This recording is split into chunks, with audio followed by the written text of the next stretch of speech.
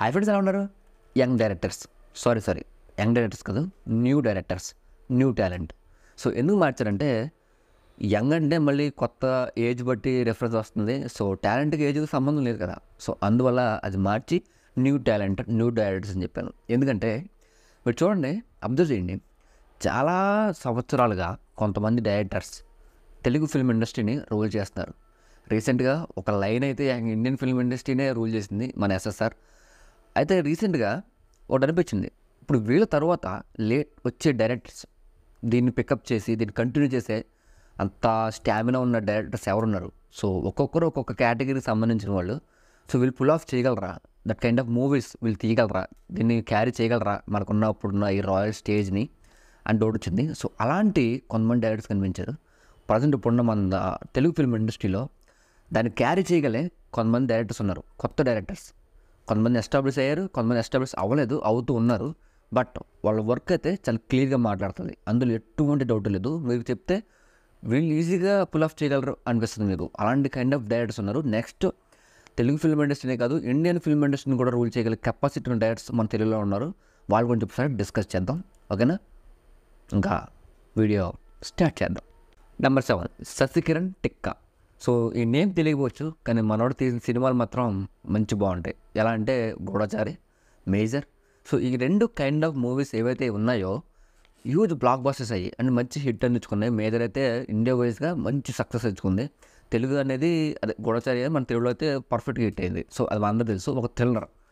So ఈ kind of ఫిలిమ్స్ని ఒక simple బడ్జెట్లో, సింపుల్గా ఒక ఫోకసింగ్తో, ఒక ప్లానింగ్తో, ఒక విజన్తో చాలా ఈజీగా అచీవ్ చేయగలడు మన శశికిరణ్ టిక్కా అనమాట. మనోడు చూడడం చాలా సింపుల్గా అనిపిస్తాడు, కానీ కంటెంట్ చాలా ఈజీ మాట్లాడుతుంది. సో మనోడి మెయిన్ ఇంపార్టెంట్గా స్ట్రాంగ్ పార్ట్ ఏముందంటే అది థ్రిల్లర్. సో మనోడు యాక్షన్ థ్రిల్లర్స్ తీయాలంటే డెఫినెట్గా వర్త్ ఇట్ అని చెప్పొచ్చు. సో అలాంటి థ్రిల్లర్స్ తీయగలడు, మనకు థ్రిల్ తీయగలడు. అలాంటి కెపాసిటీ ఉన్నాడు మన శశికిరణ్ టిక్కా. అండ్ నెక్స్ట్ చూసుకుంటే చందు మొండేటి, ద మిస్టరీ ఎందుకనంటే ఎగ్జాక్ట్లీ మనోడి స్ట్రాంగ్ పాయింట్ ఏదైనా ఉందంటే అది మిస్టరీ అనమాట. మనోడు హ్యూజ్ బ్లాక్ బస్టర్ ఫిల్మ్స్ చూడండి ఒకసారి మీరు, కార్తికేయ 2, ఈ రెండు కూడా మిస్టరీకి సంబంధించిన ఫిల్మ్స్ అనమాట. సో ఈ పాత్రలో వెళ్తున్నాడు కాబట్టి ఎంగేజ్ చేయగలుగుతాడు సో ఎక్కువగా ఆడియన్స్ని.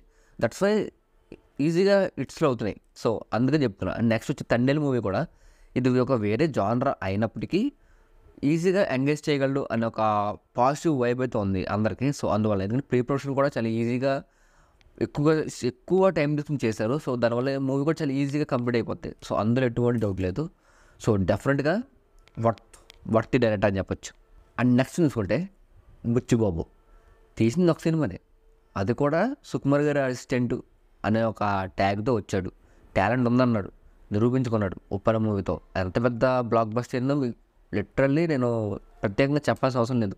ఎందుకంటే మనోడు తీసే వెనకాల సుకుమార్ రైటింగ్స్ అనే ఒక పెద్ద వాల్ ఉంది, గైడ్ చేస్తూ వచ్చారు, మంచి హిట్ అందుకున్నాడు. ఇప్పుడు నెక్స్ట్ రామ్ చరణ్ గారితో డైరెక్ట్ ప్రూవ్ చేస్తున్నాడు డైరెక్ట్గా.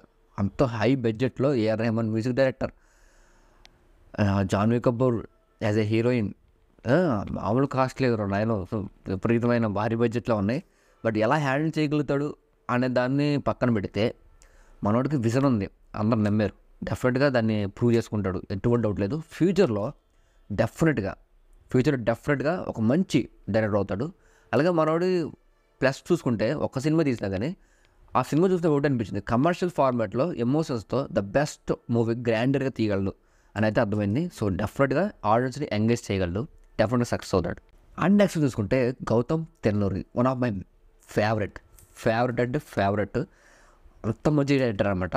తీసే ప్రతి ఫిల్మ్ కూడా చాలా యూనిక్గా ఉంటాయి, చాలా very emotional kind of films అనమాట. ఆఫ్టర్ వాచింగ్ జెర్సీ అసలు నా లైఫ్లో ఎప్పుడు మర్చిపోలేను. సో అలాంటి ఫిలిం అనమాట అది. నేను లిటర్ క్రయింగ్ ఆ క్లైమాక్స్ చూసినప్పుడు. సో నేను న్యాచురల్గా నాకు మామూలుగా ఈ డ్రాప్స్, ఈ క్రయింగ్ నేను చేయను అనమాట ఏడవను సినిమా చూస్తున్నప్పుడు. బట్ ఆ మూవీ చూసినప్పుడు లిటరల్ ఆటోమేటిక్గా ఫ్లో వచ్చేస్తుంది అనమాట. ఎందుకు తెలియదు, లాస్ట్ క్లైమాక్స్ చూసినప్పుడు. అంటే అంతలా ఇన్వాల్వ్ చేయగలడు ఆ క్యారెక్టర్స్లోకి. అలాంటి రైటింగ్స్ ఉంది, అంత స్ట్రాంగ్ రైటింగ్ చేయగలడు. డెఫినెట్గా ఫ్యూచర్లో one of the best director అవుతాడు, అందులో ఎటువంటి డౌట్ లేదు. ప్రజెంట్ ఇప్పుడు విజయ్ దేవరకొండ గారితో ఒక మూవీ ఉంది, I hopes is going to the biggest block buster ఎవరు అయ్యే ఛాన్స్ ఉంది ఆయన కెరీర్లో. అండ్ నెక్స్ట్ చూసుకుంటే మన Hanu Raghavapudi, what a man అసలు. ఆయన మూవీస్ చూసి మూవీ చూసి అది ఎవరు డైరెక్టర్ చేశారో చెప్పేయచ్చు. అంత ఒక మార్క్, ఆయన మార్క్ అనేది లిటరల్లీ ఆయన ఫిలిమ్స్లో చాలా క్లియర్గా కనిపిస్తుంది. ఒక అందాల రాక్షసి, ఒక పడి లేచే మనసు, ఒక సీతారామం, ఈ కైండ్ ఆఫ్ ఫిల్మ్స్ అనేవి ఒక ఆరా క్రియేట్ చేస్తాయి మన చుట్టూరు. ఒక పాజిటివ్నెస్తో ఒక లవ్ స్టోరీ ఇంత అందంగా తీయచ్చు. ఈ లవ్ స్టోరీస్ ఏవైతే ఉన్నాయో నాకు ఫస్ట్ నుంచి నాకు లవ్ స్టోరీస్ అని పెద్ద నచ్చవు, ఫ్రాంక్గా మాట్లాడుకుందాం. కానీ ఈయన తీస్తే మాత్రం డెఫినెట్గా చూస్తా. అంటే ఆయన తీసిన ఫిల్మ్స్ కూడా నేను చూశాను, చాలా ఎంజాయబుల్గా ఉంటాయి. అందరిలాగా ఒకే రెగ్యులర్ ఫ్యామిలీ కాకుండా చాలా డిఫరెంట్గా ఒక సస్పెన్స్ ఉంటుంది, ఒక పక్క నుంచి ఒక కైండ్ ఆఫ్ ఎమోషన్ ఉంటుంది. అది త్రూ అవుట్ ఫిల్మ్ అంతా అది మనల్ని పుష్ చేస్తూ ఉంటుంది ఎండింగ్ వరకు. సో అలాంటి ఫిల్మ్స్ అనేవి ఏం తీయడంలో ఈయన స్పెషలిస్ట్. అందులో చెప్పక్కర్లేదు, ఈయన పిహెచ్డీ చేశారు అలాంటి ఫిల్మ్స్ తీయడంలో. క్లాసిక్స్ తీయాలంటే Hanu Raghavapudi is the address. And next ఫ్యూచర్లో మన ప్రభాస్ గారితో కూడా ఒక మూవీ చేయబోతున్నారు, సన్నాహాలు జరుగుతున్నాయి. It's going to be the periodic drama అంటున్నారు, చూడాలి ఎలా ఉండబోతుందో. అండ్ ఈయన స్ట్రాంగెస్ట్ పార్ట్ వచ్చేసరికి ఆయనకి strength classics, love stories. And number 2 Nag Ashwin. ఇప్పుడు లిటరల్లీ ఓవరాల్ వరల్డ్ మొత్తం వెయిట్ చేస్తుంది ఈయన మూవీ కోసం, కల్కి 2898 AD. ఇది ఎలా చెప్పాలంటే తీసింది 2 ఫిలిమ్స్, ఎవడే సుబ్రహ్మణ్యం, మహానటి. ఈ రెండు కూడా మంచి హిట్స్. మహానటి అయితే ద బెస్ట్ అని చెప్పచ్చు ఆయన వర్క్స్లో. ఇప్పుడు నెక్స్ట్ 10 years కష్టపడి ఒక కల్కి అనే ఒక సైఫై మైథలాజికల్ మిక్స్డ్లో ఉన్న ఒక అడ్వెంచర్, ఒక చెప్పండి సైఫై ఫిలిం, ఒక ఫ్యూచరిస్టిక్ ఫిలిం తీస్తున్నాను ఆయన. సో ఇది ఒక హాలీవుడ్ రేంజ్తో, ఒక మంచి విఎఫ్ఎక్స్తో, హాలీవుడ్ రేంజ్ మన ఇండియన్ ఎమోషన్స్తో. So movie throughout enjoyable ఉంటుందని చెప్పి చాలా హోప్స్ ఉన్నాయి ఫిలిం మీద. సో అందరూ లిటరల్లీ చాలా వెయిట్ చేస్తారు. ఈ మూవీ కనుక హిట్ అయితే he's going to be the one of the best Indian directors కాకుండా వరల్డ్ వైడ్ ఉన్న హాలీవుడ్ డైరెక్టర్స్లో కూడా వన్ ఆఫ్ ది, అంటే ఓవరాల్ అందరిలో ఈయన కూడా జాయిన్ అవుతారు. సో అందులో ఎటువంటి డౌట్ లేదు. ఈ మూవీ హిట్ అయిన తర్వాత ఆయన హాలీవుడ్ సినిమా చేసినా మీరు ఆశ్చర్యపడక్కర్లేదు. అండ్ నెక్స్ట్ చూసుకుంటే సుజీత్. సో ఈ పేరు మీరు బాగా గుర్తుపెట్టుకోండి, ఈ పేరు సుజిత్ అనే పేరు ఫ్యూచర్లో మీరు ఎక్కువ వింటారు. వినడమే కాదు, so through out Indian Telugu film ఇండస్ట్రీలో కాదు, ఇండియన్ ఫిల్మ్ ఇండస్ట్రీలోనే ఒక రిమార్కబుల్ నేమ్ అయ్యే ఛాన్స్ ఉంది. ఎందుకంటే తనకున్న విజన్ మామూలుది కాదు. సో మీరు చూడండి, 2 ఒక ఫిల్మ్ తీసి ప్రభాస్ నమ్మాడు, తర్వాత ఫ్లాప్ ఛాన్స్ వచ్చింది. ఆ ఫిలిం ఎందుకు ఫ్లాప్ అయింది అనేది పక్కన పెడదాం. సో మీరు ఏదైనా చెప్పండి రీజన్. సో కొంతమందికి లేయర్స్ అనేవి అర్థం కాల, చాలా లేయర్స్ ఉంటాయి ఫిలిమ్స్లో. ఆ అర్థం కాదు సినిమా ఫ్లాప్ అయిందని చెప్పి చేశారు కొంతమంది మరి ఓవర్ రేటెడ్ ఎక్కువ ఎక్స్పెక్టేషన్స్ పెట్టుకుని అంత రీచ్ అవ్వదని చెప్పి కొంతమంది అన్నారు. బట్ అది పక్కన పెడితే మీరు అతన్ని వర్క్ చూడండి ఒకసారి, ఆ వర్క్, ఆ విజన్ చూడండి ఒకసారి. ఆ వర్క్ ఆయన తీసిన అంత స్టైలిష్గా ఉంటుందంటే ఫిలిం. హాలీవుడ్ ఫిలిం అంటే ఈజీ నమ్మేస్తారు, వేరే లేకుండా చూపిస్తే మీరు, అలా ఉంటుంది ఆ ఫిలిం.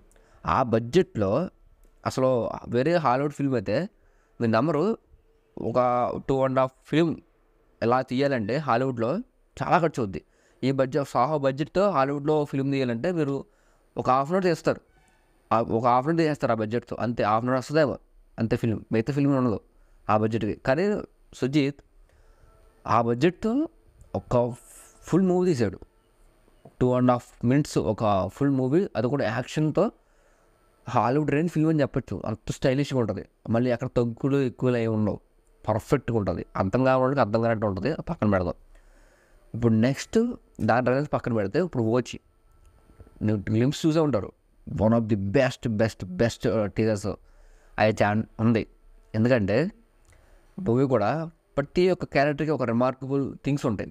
అంటే మీరు చూడండి, సహాలో చూడండి లైటర్ ఉంటుంది కదా, ఆ క్యారెక్టర్కి ఒక టచ్అప్స్ లాంటివి అనమాట ఇవి. ఇంకా ఎక్స్ట్రాగా మనకి బోనస్ టైప్లో చాలా ఎంగేజింగ్గా, ఇంట్రెస్టింగ్గా క్రియేట్ చేస్తాయి క్యారెక్టర్ని. సో ఇప్పుడు ఓజీలో పవర్ క్యారెక్టర్ చూసుకుంటే ఆ కడిజ ఒకటి ఉంది, ఆ స్వాడ్ ఉంది. సో ఆ రెండు కూడా పర్ఫెక్ట్గా ఏదో రీజన్ ఉంటుంది. సో ఎక్కువ టైం తీసుకున్న ఒక విజన్తో, ఒక క్లారిటీతో, ఒక స్టైలిష్ ఫిల్మ్ మేకర్గా పేరు తెచ్చుకున్నాడు. మామూలు విషయం కాదు. ఫ్యూచర్లో సుజిత్ అనే పేరు ఎక్కడికో వెళ్తుంది, అందులో ఎటువంటి డౌట్ లేదు. ఇండియన్ ఫిల్మ్ ఇండస్ట్రీలో one of the best director అవుతాడు, ఈ మాట గుర్తుపెట్టుకోండి డెఫినెట్గా. ఓకే, సో ఈ 7 డైరెక్టర్స్ అయితే పర్ఫెక్ట్గా ఇప్పుడు నెక్స్ట్ ఫ్యూచర్ జనరేషన్స్ని వీళ్ళ ఫిల్మ్స్తో ఎంగేజ్ చేయగలరు అనే కాన్ఫిడెన్స్ అయితే నాకు ఉంది. సో డెఫినెట్గా నేను మీకు ఏమన్నా మిస్ అయిపోయి ఉంటే కనుక కింద కామెంట్ చేసుకుని చెప్పండి. అంత వర్తీ ఉన్న డైరెక్టర్స్ ఎవరైనా ఉంటే డెఫినెట్గా తెలుసుకుందాం.